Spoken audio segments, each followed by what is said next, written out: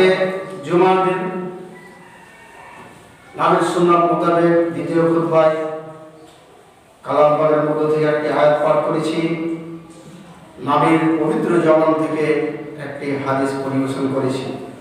হাদিস ও কোরআনকে সামনে রেখে কয়েকটি কথা বলে আমার খুতবা বিধি করব ইনশাআল্লাহুল আজিজ। ওমা তৌফিক ইল্লা বিল্লাহ। আজকে বিষয়টা হচ্ছে ইসলামী মহাশা, মানে ইসলাম কিভাবে চাইছে যে আমরা সমাজ ব্যবস্থা কিভাবে করব, চলবো, ফিরবো ইত্যাদি। একে বলে মহাশা, চলাফেরা, মানে ইসলাম কিভাবে চাইছে যে আমরা কিভাবে চলি, এই বিষয়ে কিছু বলবো। আমরা এর আগেও অনেক শুনেছি এই বিষয়ে, তো সময়ের দিকে লক্ষ্য করে কিছু পয়েন্টকে আপনাদের সম্মুখে নিয়ে এসে বলবো। আল্লাহ রাব্বুল ইজ্জত আমাদের শ্রবণ করার এবং তার সাথে সাথে আমল করার জন্য তৌফিক দান করেন, আমিন। আল্লাহ রাব্বুল ইজ্জত কালাম পাকের মধ্যে বলতে চাইছেন ইন্নামাল মুমিনুনা ইখওয়া, অর্থাৎ এক অপর মুসলমান মুসলিম ভাই হচ্ছে ভাই ভাই, এবং আপসের মধ্যে এক অপরের মধ্যে যেন সমঝোতা থাকে। আল্লাহ রাব্বুল ইজ্জত এটা চাইছেন। আমরা আজ যদি আপনি দেখতে যাই, আমরা সমাজে বসবাস করি, এক জায়গায় বসবাস করি, একত্রিত হই। আমরা আমাদের মধ্যে বিভিন্ন শ্রেণীর লোক বসবাস করে। কেউ হয়তো আমরা মাস্টার থাকি, কেউ হয়তো ছাত্র, কেউ হয়তো ক্ষেত মজুর করে, অর্থাৎ কৃষি কাজ করে, কৃষি কাজ করে, কেউ আমার চাকরি বাকরি করে, কেউ আমাদের মধ্যে পণ্ডিত থাকে, কেউ হয়তো বোকাও আছে, ইত্যাদি ইত্যাদি। অনেক রকমারি আল্লাহ রাব্বুল ইজ্জত আমাদের মধ্যে সৃষ্টি করেছেন। সেই স্রষ্টার জমিনে আমরা চলাফেরা করি। এই চলাফেরা করতে গিয়ে এক অপরের সাথে আমাদের একটা যোগাযোগ হয়, এক অপরের সাথে একটা সম্পর্ক গড়ে, এক অপরের সাথে আমরা চলাফেরা করি। এই চলাফেরা করতে গিয়ে আমাদের মধ্যে কারোর মধ্যে বন্ধুত্ব তৈরি হয়ে যায়, কারোর মধ্যে আমার কিছু মানে কিরিকাল চলে আসে, যার ফলে শত্রুতাও তৈরি হয়ে যায় ইত্যাদি। আমরা এইভাবে বসবাস করি জমির বুকে, সমাজের মধ্যে। যেমন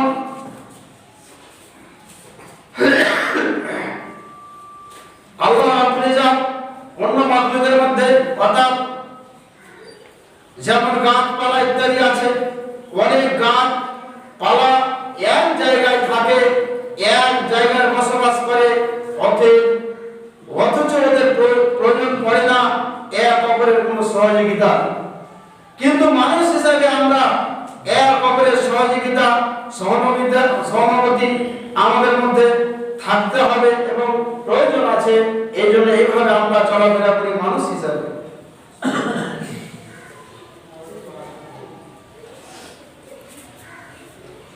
মানুষ হিসাবে চলতে গিয়ে আল্লাহ রাব্বুল ইজ্জত যে আমাদের মধ্যে কালাম পাক গাইডলাইন বুক, অর্থাৎ পুস্তকটি আমরা পেয়েছি আল কোরআন, এর উপরেই আমাদেরকে জীবন যাপন করতে হবে এবং চলতে হবে। এর উপর দিয়ে আমরা সমাজ ব্যবস্থা কি হয়, কি করে চলতে হবে, আমরা হাদিস কোরআনের উপরেই চলবো, এটাই আল্লাহ রাব্বুল ইজ্জত চাইছেন। আর আমরাও সেটাকে মেনে নিয়ে আমাদেরও সেটাকে বাস্তবে রূপ দেওয়া আমাদের কর্তব্য দরকার। আর যদি আমরা মনে করি যে আমরা ইসলামী সমাজ গড়িয়ে নেব, গড়াতে পারি, যদি আমরা ইসলামের মধ্যে থেকে ইসলামটাকে জারি করে দেব, ইসলামটাকে শেষ করে দেব, এটাও আমরা করতে পারি। এটা আমাদের স্বাধীনতা, এটা আমাদের আল্লাহ রাব্বুল আলামিন দিয়ে রেখেছেন, এই জন্য আমরা সব কিছু করতে পারি। বন্ধুগণ, আজ সাধারণ একটা মিশন নিয়ে আসছে আপনার সম্মুখে।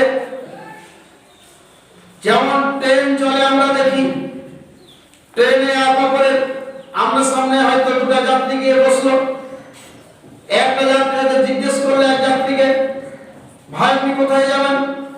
উনি বললেন আমি কলকাতা যাব, অমুক মহল্লায় যাব, অমুক গ্রামে যাব।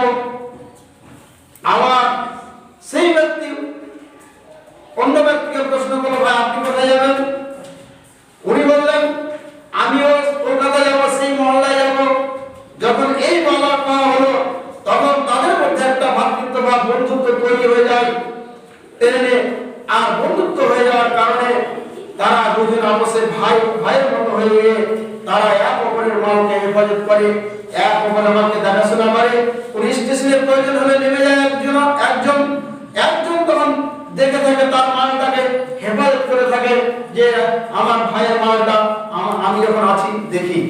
এটা সম্পর্ক তৈরি হয়ে, বন্ধুত্ব তৈরি হয়ে যায় সামান্য 5 মিনিট 10 মিনিট, 5 ঘন্টায় 10 ঘন্টায়।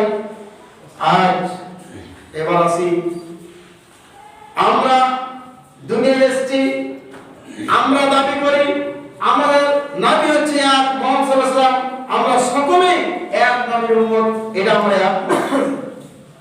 আমাদের কাবা একদিকে মুখ করে আমরা নামাজ পড়ি, সে যেদিকে থাকি না কেন, আমরা পশ্চিমে থাকলে আমরা পূর্ব দিকে মুখ করে নামাজ পড়ি, আমরা পূর্ব দিকে আছি পশ্চিম দিকে মুখ করে নামাজ পড়ি। এক কথায় আমরা কিবলাকে প্রাধান্য দিয়ে আমাদের কাবা শরীফ হচ্ছে একটাই, আমরা একদিকে মুখ করে আমরা সকলে নামাজ পড়ি। আমাদের ধর্মের নাম ইসলাম, একটাই ধর্ম, এরকম মানি আমরা। তাহলে আমাদের নবী এক, ধর্মের নাম এক, আল কোরআন এই বিধানটা হচ্ছে সারা বিশ্বের জন্য এক, এটাও আমরা মেনে নিয়েছি। আল কোরআন এক, নবীর হাদিস, পবিত্র জবানের বাণী হচ্ছে হাদিস, সেগুলো এক, ইত্যাদি করে আমরা সমস্ত কিছুকে মেনে নিয়েছি এক বলে। আমরা কোথায় যাব? যেমন একটু আগে আমি ট্রেনের মিশাল দিলাম, এর গন্তব্য ছিল কলকাতা, আমাদের গন্তব্যস্থল হচ্ছে কোথায়? প্রথম যাব কবরে, তারপর হাসরে উঠে একই ময়দানে আমরা দাঁড়াবো, একই জায়গায় যাব, আমরা একই মঞ্জিলের রাহি, একই ট্রেনের যাত্রী আমরা। অতএব আমাদের মধ্যে ভেদভাব, আমাদের মধ্যে এমন কিছু শিশু তৈরি হয়ে যাচ্ছে, এমন কিছু পজিশন যে আমরা ভাবতে অবাক লাগে।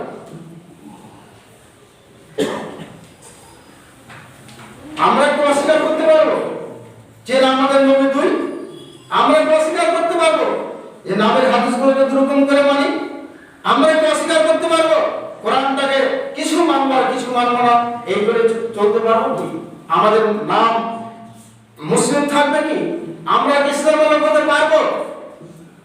যেহেতু আমাদের জায়গা বলে এক, সবই এক, মৃত্যুর সময় আমরা মরে যাব, এটা বিশ্বাস করি আমরা যে আমাদের মরতে হবে। কিয়ামতকে বিশ্বাস করি আমাদের কিয়ামতে যেতেই হবে।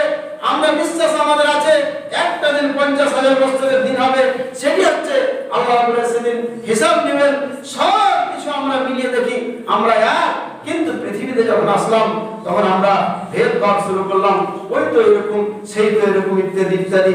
বন্ধুগণ, এটা যদি আমরা মনে করতে পারি সব কিছু আমরা একই জায়গার যাত্রী, একই জায়গার রাহি, তাহলে আমরা কিছুই মনে করবো না। এগুলো আমাদের এক রকম হয়ে ইসলামটাকে আঁকড়ে ধরে আমরা চলতে শিখবো, এটা হচ্ছে ইসলামের শিক্ষা।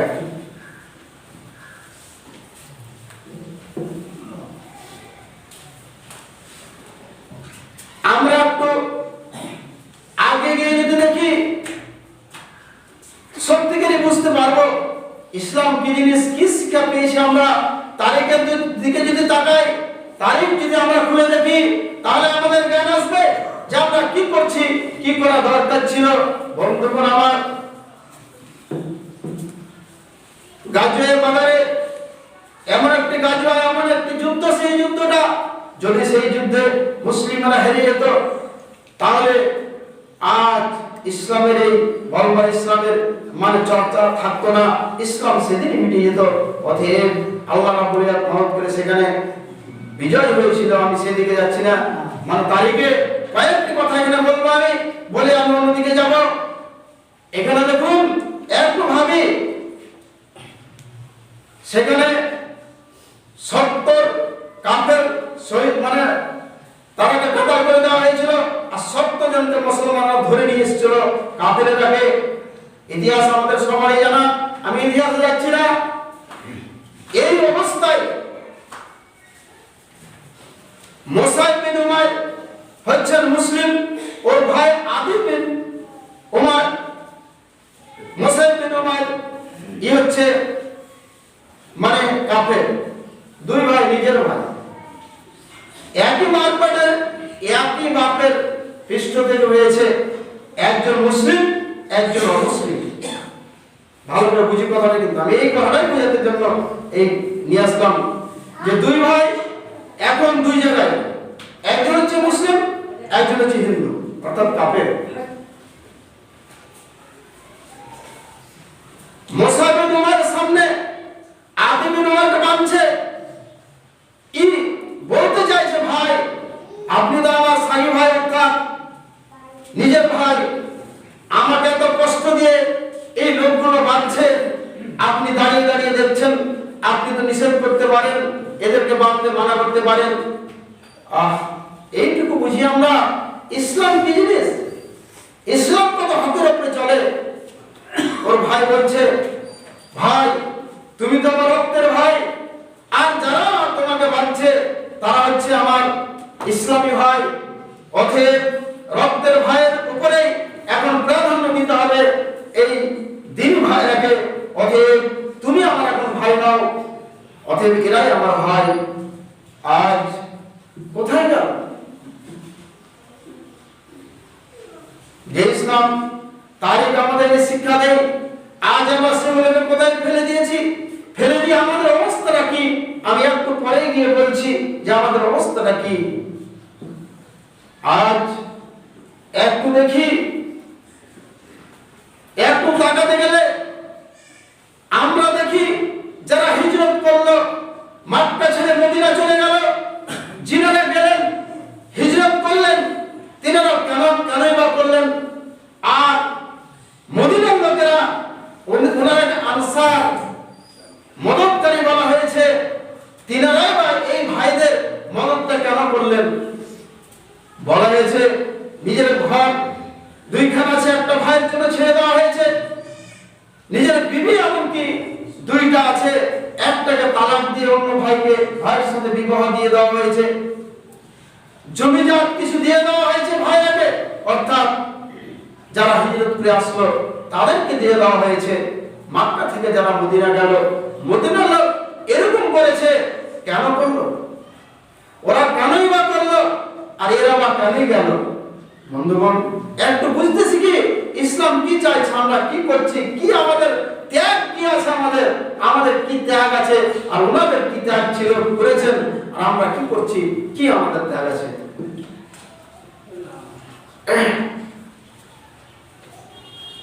তিনারা হাসি মুখে জমি ভাগ করে দিয়ে গেছেন মুসলিম ভাইকে, তিনাদের তো ভাই নাই, তিনারা মক্কা থেকে হিজরত করে গেলেন, কিসের ভাই?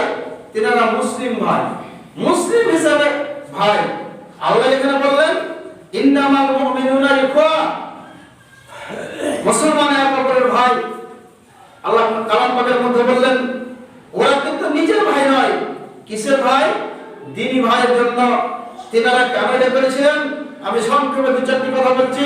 তিনারা এই জন্য করেছিলেন যে আল্লাহ আমাদের উপরে রাজি হয়ে যাবে, কিয়ামতের দিন আমরা জান্নাত পাবো, এটাই তিনাদের আশা, অন্য কিছু আশা ছিল না।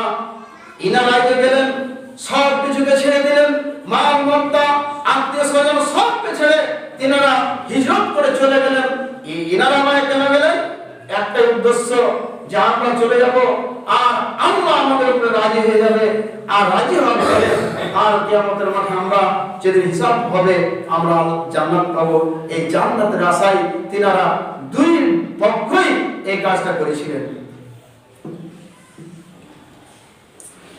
আজ আমরা কতটুক মদত করি এক অপর মুসলিম ভাই হিসেবে। কোন মুসলিম ভাই যদি আপনার কাছে চায় যে ভাই আপনারা একটু আমার মদত করুন, আমার উচিত মদত করব। কিন্তু আজ পজিশন যদি দেখতে যাই, আমি যদি মদত করি আমার বন্ধুর করব, আমি যদি মদত করি আমার কোনো চাহা পাওয়া আছে, কোন জিনিসের ভোগ লালসা আছে, এই জন্য করব। এই লোকটার মদত করে দিই, কালকে এই জিনিসটা আমি পাবো। আজকে এই লোকটা আমি এই করে দিই, কালকে আমার সুবিধা হবে, ইত্যাদি ইত্যাদিতে আমরা কি করি? এক অপরের মদত করি। কিন্তু দিন হিসাবে খরচ দিনের নিয়তে আল্লাহকে রাজি করার জন্য, জান্নাত পাওয়ার জন্য, জান্নাত নিয়ে আশা করে আমরা কাউকে কেউ মদত করতে চাই না, আর মদত করতেও পারি না।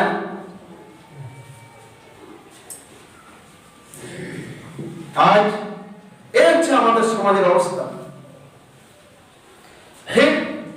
যদি আমরা একটু করে দেখি যে আমি ওই ভাইয়ের মদতটা করবো এই জন্য যে আমার সাথে একটা সম্পর্ক আছে, এই জন্য করবো, যার সাথে নাই তার কিন্তু করবো না, ইত্যাদি। মানে একটা আমার মধ্যে স্বার্থ থাকছে, সব এটা নয় যে আমি জান্নাত দিব।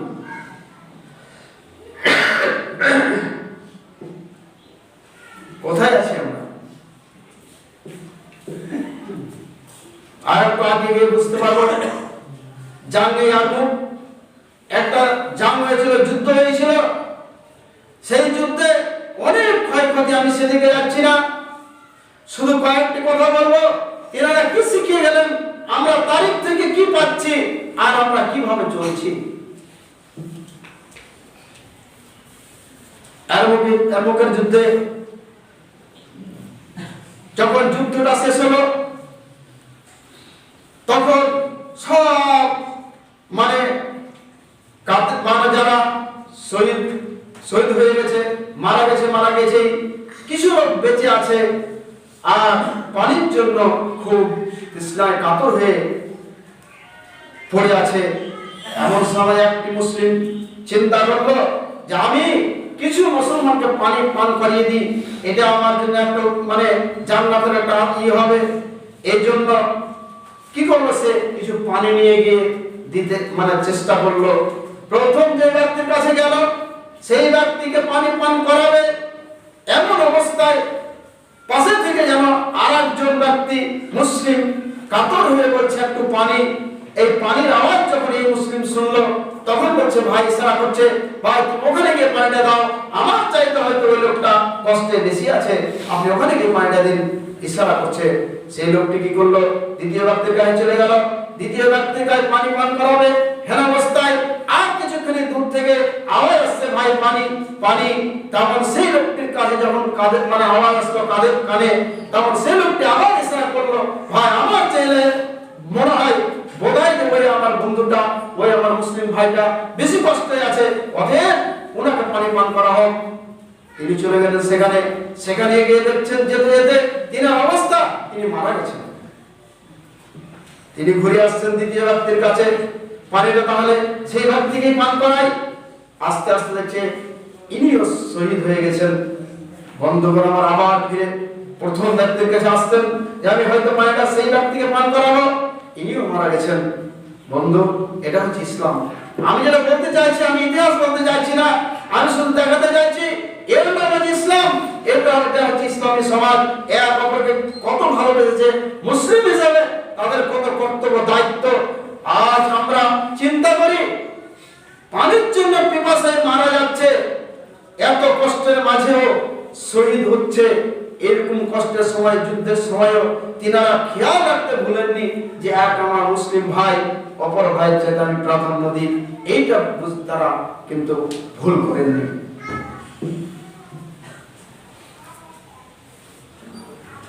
এবার আসি, আমরা আজকে যদি আমাদের সমাজের কথা বলি, আল্লাহ রাব্বুল কালাম পাকের মধ্যে এক জায়গায় বলতে চাইছেন সূরা নিসার মধ্যে, আমায়াতুল মুমিনান মুতাআম্মিদান ফাজাযাউহু জাহান্নাম খালিদান ফিহা। আল্লাহ রাব্বুল ইজ্জত এখানে বলতে চাইছেন আমায়াতুল মুমিনান মুতাআম্মিদান, কোন ব্যক্তি যদি কোন মুসলমানকে কাতাল করে দেয়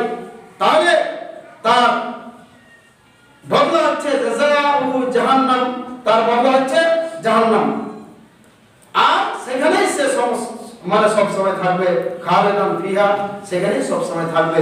তাহলে আজকে মুমিনকে অর্থাৎ মুসলমানকে যদি আমি কেউ কাতাল করে দিই, তাহলে আমার সাজা কোথায় হবে?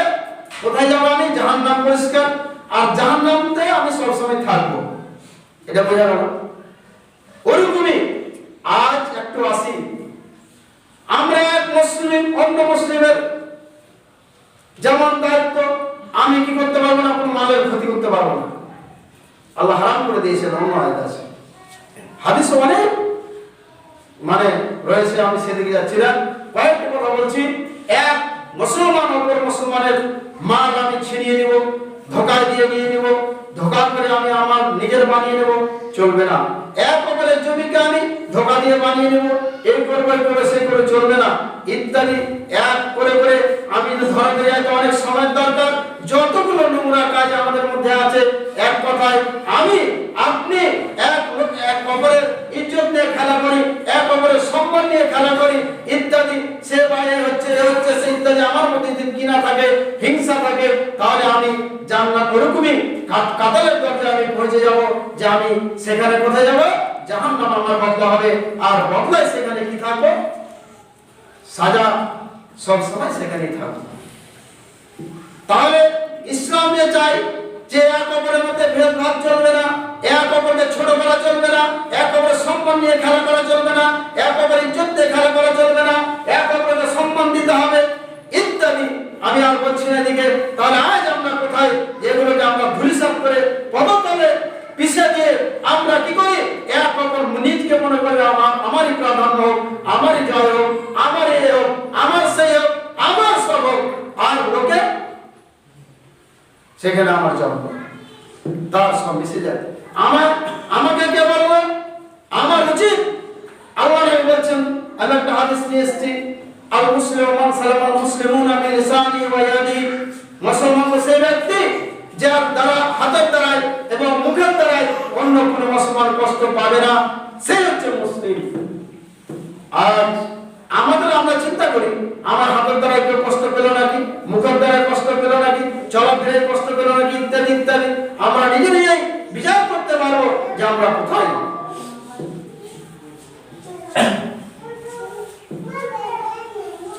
আল্লাহ রাব্বুল আলামিন বলছেন,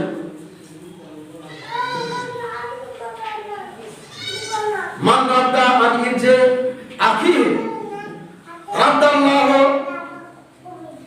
আল্লাহ রাব্বুল আলামিন বলতে চাইছেন যে কোন ব্যক্তি যদি ইজ্জতকে, সম্মানকে এই দুনিয়ায় বাঁচিয়ে নেয়,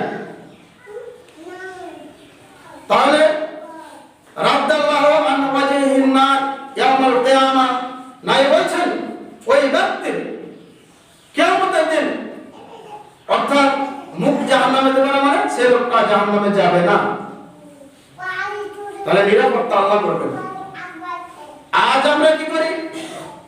ইজ্জত যদি কেউ সম্মানকে মানে তার রক্ষা করে, তাহলে আল্লাহ সেই ব্যবস্থাটা করবেন। আজ আমরা কি করি? তার অপোজিট করে আমরা কি করি? তাকে ধুলার সাথে মিটিয়ে যায়, মিশিয়ে যায় আমরা চেষ্টা করি। এক অপর কষ্ট পাক আমার জিতটা, আমার মানে জায়গাটা যেন ঠিক থাকে। বন্ধুগণ আমার, আল্লাহ বলছেন, লা ইউমিনু আহাদুকুম হাত্তা ইউহিব্বা লিআখিহি মা ইউহিব্বু লিনাফসিহি। আল্লাহ বলছেন যে লা ইউমিনু আহাদুকুম, অতদিন পর্যন্ত তোমাদের মধ্যে কেউ মুসলমান হতে পারে না। লা ইউমিনু আহাদুকুম হাত্তা ইউহিব্বা লিআখিহি মা ইউহিব্বু লিনাফসিহি। যেই মানুষ নিজের জন্য যেটা পছন্দ করে, অন্যের জন্য যেন পছন্দ করে, নিজের জন্য যে মানুষটা খারাপ মনে করে যে জিনিসটাকে অপরের জন্য যেন সেই জিনিসটা খারাপ মনে করে, সেই হবে মুমিন। যদি এটা না থাকে তাহলে ততক্ষণ পর্যন্ত তোমাদের মধ্যে কেউ মুমিন হতে পারে না, মুসলমান হতে পারে না। আমি যদি হাদিস কোরআন বললাম মানে সাই এর মধ্যে কোনো ঝামেলা নাই। অতএব আমরা এই সমাজে বসবাস করি, বিভিন্ন রকমের প্রয়োজন হয়, দরকার হয়, আগ্রহ হয়েছে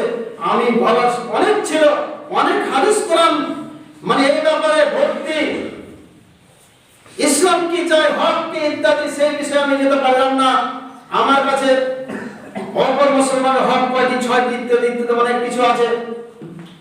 তো যাই হোক, সময় সাথ দেই না।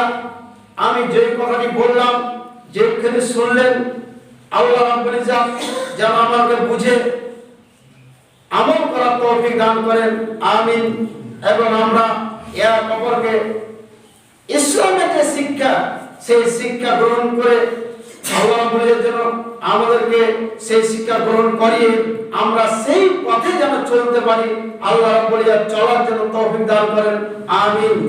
আল্লাহ রাব্বুল ইজ্জত আমরা এক অপরের সাথে যেন ইসলামী ভাই হিসেবে চলতে পারি, আল্লাহ যেন তৌফিক দান করেন, আমিন। আমরা এক অপরের সাথে যেন আমাদের ভেদাভেদ না থাকে, আল্লাহ এই তৌফিক তুমি দান করো, আমিন।